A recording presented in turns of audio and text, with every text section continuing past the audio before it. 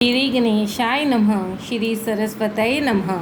श्री सद्गुरुदेव चरण कमलेभ्यो नमो नमः। ओम नमो भगवते वासुदेवाय। श्री राधा कृष्णाय नमो नमः। श्री रामचंद्र डोंगरे जी महाराज द्वारा रचित श्रीमद् भागवत रहस्य चतुर्थ स्कंद अध्याय 7। ध्रुव व्याख्यान। मैत्रेय जी ने मनु महाराज की 3 कन्याओं के वंश का वर्णन किया। मनु महाराज के 2 पुत्र थे, प्रियव्रत और उत्तानपाद। उनकी कथा का वर्णन है। उत्तानपाद की 2 पत्नियां थीं, सुरुचि और सुनीति। सुरुचि के पुत्र का नाम था उत्तम और सुनीति के पुत्र का नाम था ध्रुव। जीव मात्र उत्तानपाद है। माता के गर्भ में रहने वाले सभी जीव उत्तानपाद हैं। जन्म के समय पहले सिर और फिर पांव बाहर आते हैं। जिनसे पैर पहले ऊपर हों और फिर नीचे हो गए हों, वही उत्तानपाद है। जिसके पांव ऊपर और नीचे हों, वह उत्तानपाद है।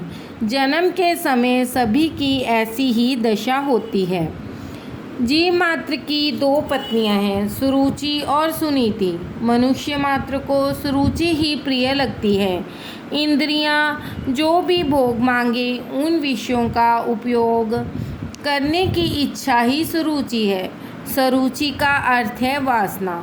आजकल तो सभी को रुचि ही प्यारी लगती है। मन को, इंद्रियों को भी अच्छा लगता है, वही मनुष्य करने लगता है। वह न तो शास्त्र से पूछता है, न तो धर्म से पूछता है और न ही संतों से। रुचि का अर्थ है मनपसंद इच्छा। मन जो भी मांगे उन्हीं भोगों में लीन होने के लिए जो आतुर बने हैं, वह रुचि का दास है। जिसे रुचि से प्यार होगा, उसे नीति कैसे प्यारी लग सकती है। नीति भले ही विरोध करे, फिर भी इंद्रियां तो स्वभावतया विषयों की ओर ही दौड़ती हैं। जीव जो भी मांगे वह सब उसे मत दो। कई लोग सुपारी खाए बिना नहीं रह सकते। सुपारी वैसे तो ठीक है, किंतु प्रमाण से अधिक खाने पर वह मनुष्य संयमी नहीं रह सकता। मनुष्य मात्र को सुनीति अर्थात नीति से अधिक प्रेम नहीं है। वह प्यारी रानी नहीं है।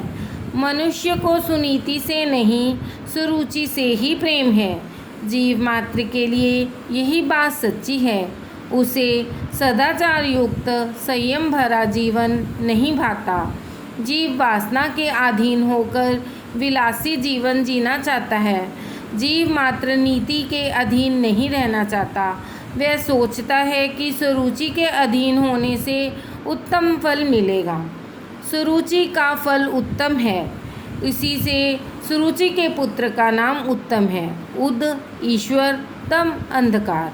अंधकार अज्ञान है। ईश्वर के स्वरूप का अज्ञान ही उत्तम का स्वरूप है। इंद्रियों के दास होने पर ईश्वर स्वरूप का ज्ञान नहीं हो पाएगा।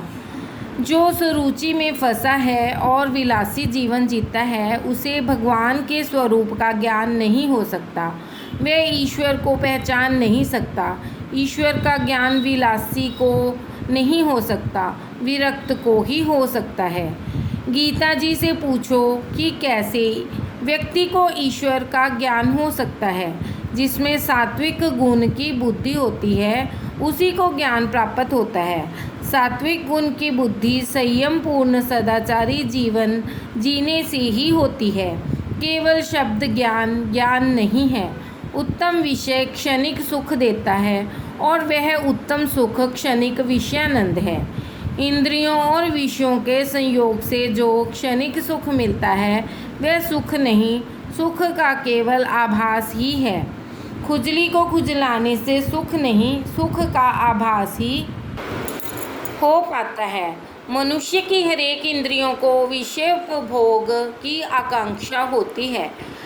सयानापन वैसे ही आता तो है, किंतु वह स्थायी नहीं हो पाता। इंद्रियों और विषयों के संयोग से क्षणिक सुख मिल पाता है, भोजन सरस होगा तो ज़रूरत से अधिक खा लिया जाएगा, जिससे अजीर्ण होगा।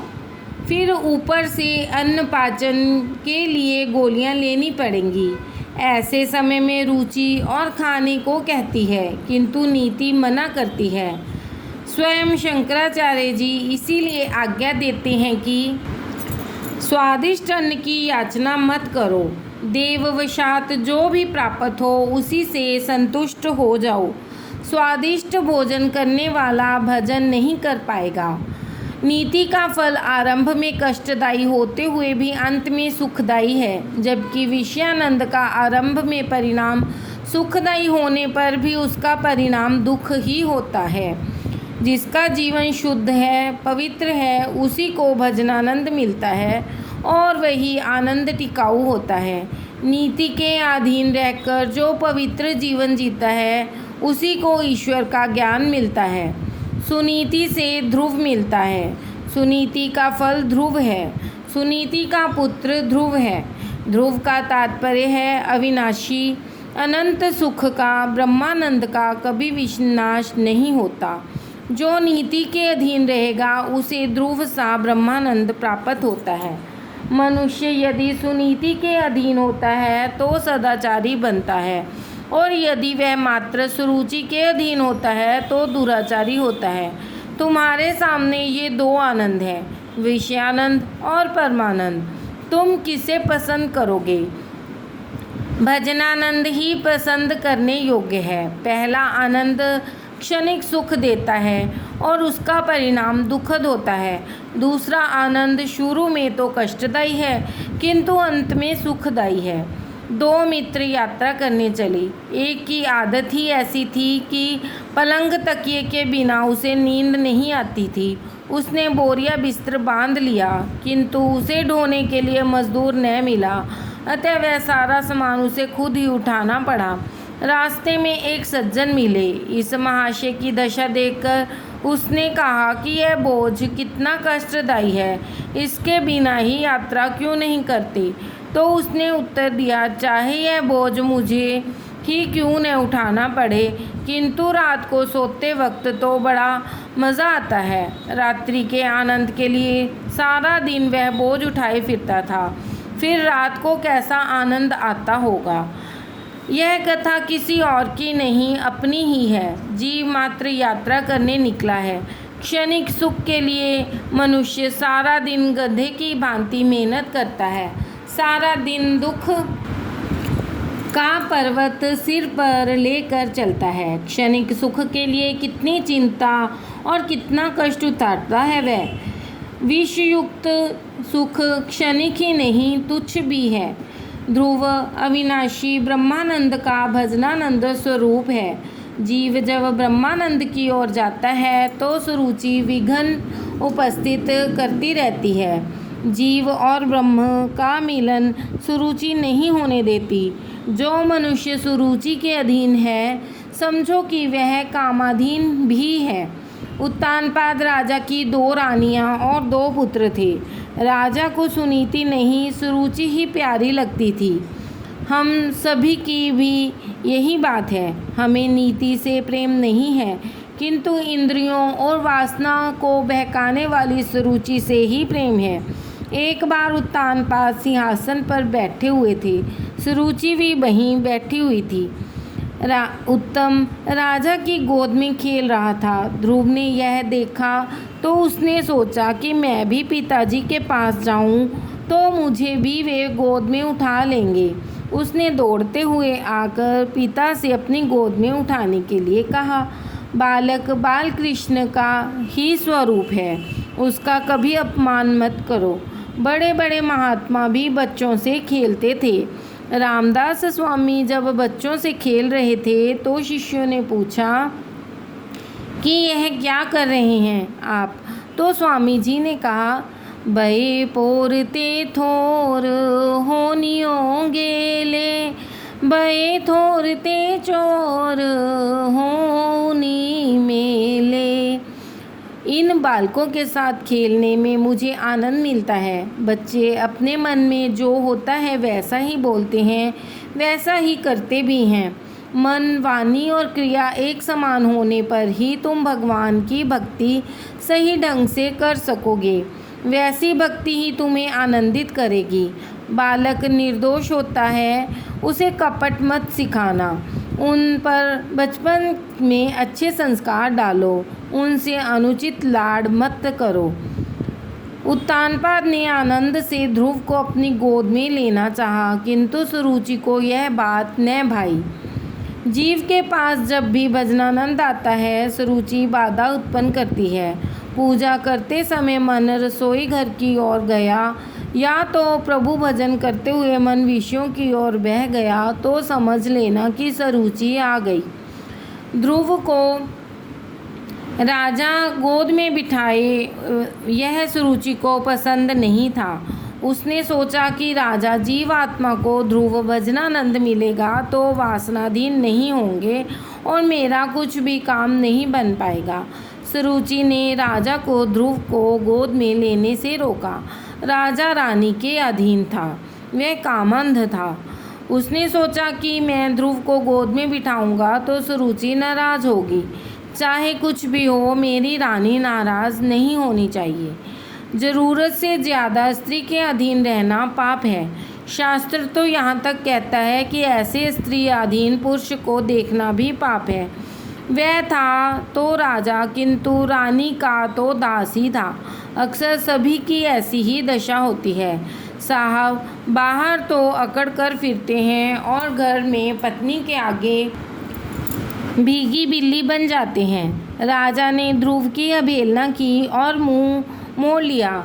ध्रुव को तो बड़ी आशा थी। उसने हाथ बढ़ाकर कहा भी कि मुझे गोद में बिठा लीजिए। सुरुचि ने ध्रुव कुमार से कह दिया, भाग जा यहाँ से। राजा की गोद में बैठने की पात्रता तुझ में नहीं है। तू राजा की अप्रिय रानी सुनीति का पुत्र है, सो तू उनकी गोद में नहीं बैठ सकता। ध्रुव जी ने पूछा, माता, क्या मैं अपने पिता का पुत्र नहीं हूँ? शुकदेव जी वर्णन कर रहे हैं कि सुरुचि ने उस समय ताना दिया कि तेरी माता रानी नहीं है, रानी मैं हूँ, तेरी माता दासी है। राजा की गोद में बैठने की इच्छा है तो तुझे मेरी कोख से जन्म लेना होगा। तो वन में जाकर तप कर, ईश्वर की आराधना कर और मेरी कोख में जन्म पाने की मांग कर। भगवान जब प्रसन्न होते हैं तो फिर तेरे घर में जन्म लेना ही क्यों मांगा जाए। किंतु सुरुचि मूर्ख जो थी इसलिए ऐसा बोल रही थी। ध्रुव को आशा थी कि पिताजी कुछ पल के लिए तो गोद में लेंगे ही, किंतु सुरुचि के अपमान से रोता हुआ वह अपनी माता सुनीति के पास लौट आया। तो सुनीति ने पूछा, बेटा तू क्यों रोता है, क्या हुआ है तुझे? बालक संस्कारी था इसलिए वह कुछ बोलता नहीं है, बार बार रो रहा है। सुनीति समझाती है कि मेरा सयाना बेटा मेरी दशा अच्छी तरह समझता है। जिसकी माता सुनीति हो वह सुशील ही होता है। वंश में जब कई लोगों का पुण्य इकट्ठा होता है तभी पुत्र उदार मिलता है। ध्रुव ने सोचा कि मैं सारी बात बताऊंगा तो परंपरा के कारण माता पिता की निंदा करने का पाप होगा। तभी एक दासी ने आकर सारी बात बता दी। सारी बात सुनकर सुनीति के मन में विचार आया कि मैंने तो सुरुचि का कुछ भी नहीं बिगाड़ा। मेरे मुंह से मेरी सौत के लिए यदि कुछ कटु वचन निकल पड़ेंगे तो ध्रुव के मन में हमेशा के लिए वैर भाव के संस्कार जम जाएंगे और भविष्य में अनर्थ होगा। इस प्रसंग से सुनीति को दुख हुआ, किंतु वह अपने बालक को अच्छे संस्कार देना चाहती थी।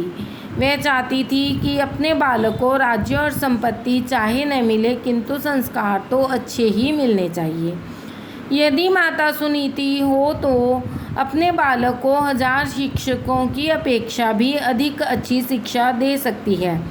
सुनीति ने दुख के आवेग को दबाकर धीरज से कहा, तेरी भी माता ने वैसे तो कुछ बुरा नहीं कहा। उसने तुझे जो उपदेश दिया है वह अच्छा है और मैं भी तुझे यही उपदेश देती हूँ। बेटे, यदि भिक्षा मांगनी ही है तो फिर भगवान से ही क्यों ना मांगी जाए।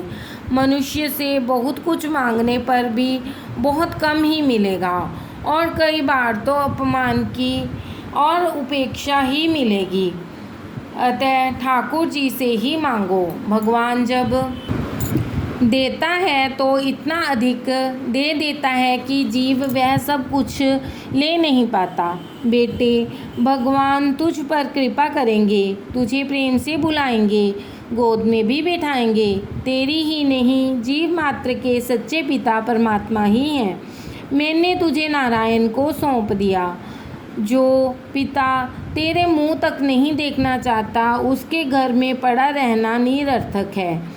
इस घर में तू रहेगा तो तेरी सौतेली माता तुझे हमेशा कष्ट देती रहेगी, किंतु रोना नहीं, अन्यथा मुझे भी दुख होगा। तेरी भी माता ने तुझे जो वन में जाने के लिए कहा है वह ठीक ही किया है, इससे तेरा कल्याण होगा। तू यदि उत्तम की भांति राज सिंहासन पर बैठने की इच्छा रखता है तो भगवान के चरण कमलों की आराधना कर। स्वधर्म पालन से पवित्र बने हुए अपने चित्त में पुरुषोत्तम भगवान की स्थापना कर और अन्य सभी का चिंतन छोड़कर केवल प्रभु का ही भजन कर। अब इस घर में मत रह, वन में जाकर भगवान नारायण का भजन कर। तो ध्रुव ने माता से कहा कि विमाता ने हम दोनों का अपमान किया है। इस घर में न तो मेरा सम्मान है और न ही तेरा। क्यों ना हम दोनों ही वन में जाकर प्रभु का भजन करें। सुनीति ने इस प्रकार कहा, बेटा, मैं तो स्त्री हूँ। मेरे पिता ने तेरे पिता को मेरा दान किया है, मुझे उनकी आज्ञा में रहना है। चाहे मेरा पति मेरा अपमान ही क्यों ना करे, मुझे पति का त्याग न हो सकेगा। तू स्वतंत्र है, मैं प्रतंत्र। मुझे तो मेरी सौत का भी जो और मेरे पति की प्रिय पत्नी है सेवा करनी है। मैं तुझे अकेला तो नहीं भेज रही हूँ, तेरे साथ मेरा आशीर्वाद भी तो है। परमात्मा तुझे अपनी गोद में बिठाएंगे। जब तू मेरे गर्भ में था उस समय जिन्होंने तेरी रक्षा की थी वह वन में भी तेरी रक्षा करेंगे। अतः तू वन में जा और परमात्मा की आराधना कर। मेरे नारायण तुझे अपनी बाहों में समा लेंगे। किंतु ध्रुव को अब भी डर रहा था। तो सुनीति पुत्र से कहती है, तू अकेला नहीं है, मेरे नारायण तेरे साथ ही हैं। जीव यह अनुभव नहीं करता कि भगवान उसके साथ ही हैं, किंतु जीव मात्र के सच्चे मित्र तो नारायण ही हैं। भगवान यह नहीं देखते कि अमुक व्यक्ति धनिक है या गरीब, शिक्षित है या अशिक्षित, छोटा है या बड़ा। भगवान तो यही देखते हैं कि इस जीव के हृदय में मेरे लिए प्रेम है या नहीं। प्रभु को प्रेम से पुकारोगे तो वे दौड़ते हुए चले आएंगे। अपने दुख की कथा प्रभु से तुम एकांत में ही कहना। प्रभु को मनाओ, उनसे कहो कि मेरा पाप करने का स्वभाव छूट नहीं पाता है, कृपा करो, वे तुम्हारी प्रार्थना सुनेंगे। ध्रुव ने पूछा, माता, मुझ जैसे अबोध बालक को भी भगवान मिलेंगे क्या? ध्रुव को समझाते हुए सुनीति ने कहा, हाँ बेटा, भगवान तुझे अवश्य मिलेंगे। दिल लगाकर भगवान का भजन करना। भगवान भावना के भूखे हैं। ईश्वर को जो प्रेम से पुकारता है उसके समक्ष वे अवश्य प्रकट होते हैं। बिना आतुरता के भगवान नहीं मिलते। आर्त होकर आरती करो। उपनिषद में ईश्वर ने कहा है, यह जीव मेरा पुत्र है, अमृतस्य पुत्र। मैं तो जीव को गोद में बिठलाने के लिए तैयार हूँ, किंतु वही मेरे पास नहीं आता। श्रीनाथ जी ने एक हाथ ऊपर उठाया हुआ था। उसे देखकर एक वैष्णव ने उनसे पूछा, आपने एक हाथ ऊपर क्यों उठा रखा है? तो श्रीनाथ जी ने उत्तर दिया कि मेरे सभी बालक मुझे भूल गए हैं। मैं एक हाथ ऊपर उठाकर रोज़ उन्हें बुलाता हूँ, किंतु वे मेरे पास आते ही नहीं हैं। सुनीति ने सोचा कि बालक मेरी तो वंदना कर रहा है, किंतु विमाता की भी वह सद्भाव से वंदना करे तो उसका कल्याण होगा। किसी के प्रति द्वेष रखकर ईश्वर की आराधना नहीं की जा सकती और ऐसी आराधना सफल भी नहीं हो सकती। स्वरुचि के प्रति मन में यदि यह अरुचि कुभाव रखकर जाएगा तो नारायण का ध्यान नहीं कर सकेगा। वह बार बार सुरुचि की बातें ही सोचता रहेगा। सुनीति ने ध्रुव को समझाया कि तू मेरा सियाना पुत्र है। अपने पूर्व जन्म के फल के कारण तुझे अपमान सहन करना पड़ा है। किसी जन्म में तूने अपनी भी माता का अपमान किया होगा, अतः उसने इस जन्म में बदला ले लिया। लाभ हानि, सुख दुख, मान अपमान, यदि सब कुछ पूर्व जन्म के कर्मों का फल है, ज्ञानी उसे हंसते हुए सह लेते हैं और अज्ञानी रोते हुए। जैसा बीज बोया होगा वैसा ही फल मिलेगा। बेटे, तू अपने मन में कुछ भी न रखना। तेरी भी माता तेरे पिता को प्यारी है। तू क्या उसे प्रणाम नहीं करेगा? तूने जिस प्रकार मुझे प्रणाम किया उसी प्रकार अपनी उस विमाता को भी प्रणाम कर जो तेरे पिता को प्रिय है। जो तू मुझे प्रणाम नहीं करेगा तो भी मैं तुझे आशीर्वाद तो दूंगी ही, किंतु तेरी भी माता तो तेरे प्रणाम करने पर ही आशीर्वाद देंगी। उनकी वंदना करके तू जाएगा तो भगवान जल्दी प्रसन्न होंगे। सभी के आशीर्वाद लेकर वन में जाएगा तो परमेश्वर जल्दी कृपा करेंगे। जिस सुरुचि ने बालक का अपमान किया उस सुरुचि की वंदना करने के लिए अपने पुत्र को सुनीति भेज रही हैं। धन्य है सुनीति। ऐसी सुनीति जिसके घर में होगी वहाँ कली नहीं आ सकता। 5 वर्ष का बालक ध्रुव कुमार भी माता सुरुचि की वंदना करने गया। वह तो आसन पर अकड़ कर बैठी थी। ध्रुव जी ने उसे साष्टांग प्रणाम किया। सुरुचि ने पूछा, मुझे वंदन क्यों कर रहा है? ध्रुव जी ने बताया, माता, मैं वन में जा रहा हूँ, अतः आपसे आशीर्वाद लेने आया हूँ। एक पल भर के लिए तो सुरुचि का हृदय पिघला कि कैसा सयाना है यह। अपमानित होने पर भी मुझे प्रणाम कर रहा है, किंतु वह स्वभाव की दुष्ट थी और स्वभाव जल्दी सुधर नहीं पाता। उसने सोचा कि ध्रुव यदि यहाँ रहेगा तो उत्तम के राज्य में से वह हिस्सा मांगेगा। अतः उसने ध्रुव से कह दिया, ठीक है, वन में जा ही रहा है तो जा, मेरा आशीर्वाद है तुझे। बालक के प्रणाम करने पर भी सुरुचि का दिल में कुछ विशेष भाव नहीं जागा। स्वभाव को सुधारना बड़ा मुश्किल काम है। इसीलिए तो कहा गया है, कस्तूरी की क्यारी करी, केसर की बनी खाद, पानी दिया गुलाब का, तऊ प्याज की प्याज। सत्कर्म का पुष्प जब तक ठीक ठीक न बढ़ पाए तब तक स्वभाव नहीं सुधर पाता। शुकदेव जी वर्णन करते हैं कि 5 वर्ष का बालक माता से आशीर्वाद लेकर वन में गया। भागवत की माता पुत्र को तपश्चर्या करने के लिए वन में भेजती है, जैसे कि सुनीति ने ध्रुव को भेजा।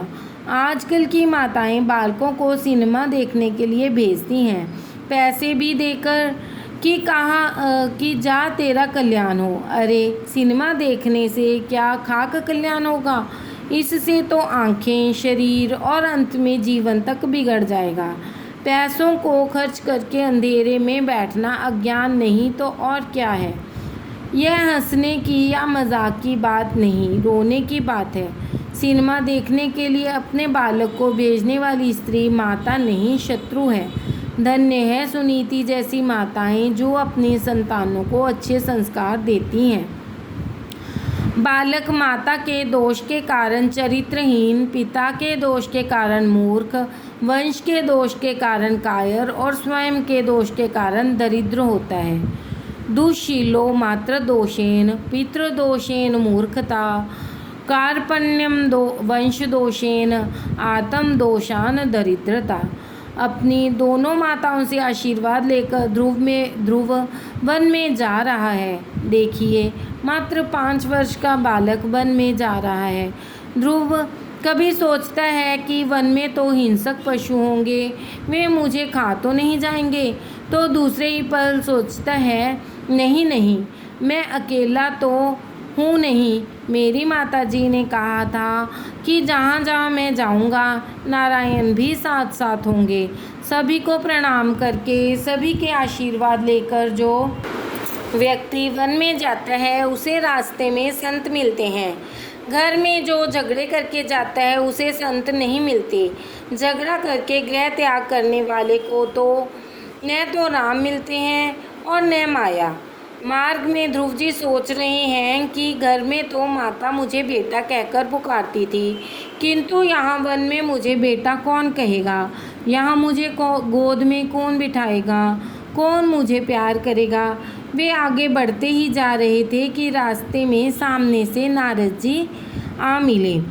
ध्रुव जी ने सोचा कि यह कोई संत हैं। अच्छे संस्कार के कारण ध्रुव जी ने उन्हें साष्टांग प्रणाम किया।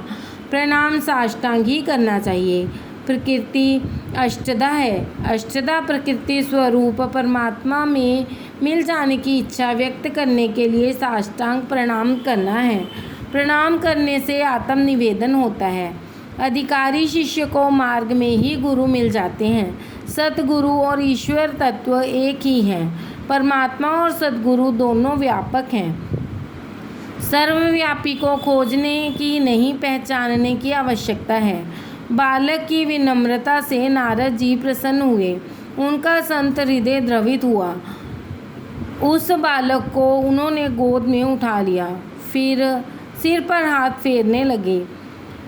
महापुरुष का हाथ जब मस्तक पर फिरता है तो मन के सारे विकार शांत हो जाते हैं। ध्रुव को लगा कि अपनी माता के आशीर्वाद से यहाँ मार्ग में एक और माता मिल गई। जन्मदाता माता बालक को स्तनपान करा के पुष्ट करती है और गुरु रूपी माता हमेशा के लिए स्तनपान छुड़ाती है, अर्थात जन्म मृत्यु के चक्र से मुक्त करवाती है, मोक्ष दिलाए। अतः फिर कभी जन्म ना लेकर स्तनपान करना ही न पड़े। स्तनपान कराने वाली माता श्रेष्ठ है या स्तनपान छुड़ाने वाली माता? स्तनपान छुड़ाने वाली माता गुरु ही श्रेष्ठ है। गुरु तो कहते हैं कि बेटा तुझे मैं ऐसा उपदेश दूंगा कि फिर तुम्हें कभी स्तनपान करना ही ना पड़े। नारद जी ने पूछा, बेटे तू कहाँ जा रहा है? ध्रुव जी ने कहा, भगवान के दर्शन के लिए मैं वन में जा रहा हूँ। मेरी माता ने बताया है कि मेरे सच्चे पिता तो भगवान नारायण हैं। मैं उन्हीं की गोद में बैठने के लिए जा रहा हूँ। ध्रुव की बात सुनकर नारद जी ने उसकी परीक्षा लेनी चाहिए। सतगुरु परीक्षा लेने के बाद ही शिष्य को उपदेश देते हैं। नारद जी ने उनसे कहा, अरे अभी तो तू बहुत छोटा है, यह तेरी खेलने कूदने की अवस्था है, प्रभु का जप करने की नहीं। और भगवान तो यत प्रसादम स वै पुंसम दूराराध्यो मतो मम। मेरा विचार है कि साधारण पुरुषों के लिए ईश्वर की प्रसन्न करना बड़ा कठिन कार्य है। तू जिनकी कृपा की इच्छा कर रहा है वे तो दुराध्य हैं। बड़े बड़े ऋषि कई जन्मों तक ईश्वर की आराधना करते हैं, फिर भी उन्हें नहीं मिल पाते। वे भगवान का मार्ग ढूंढते तो हैं किंतु जान नहीं सकते। तू बड़ा होकर पहले हर प्रकार के सुखों का उपभोग कर और वृद्धावस्था में निवृत्त होकर वन में चले जाना। तब शांति से भजन करना, राम नाम जपना और भगवान का दर्शन कर लेना।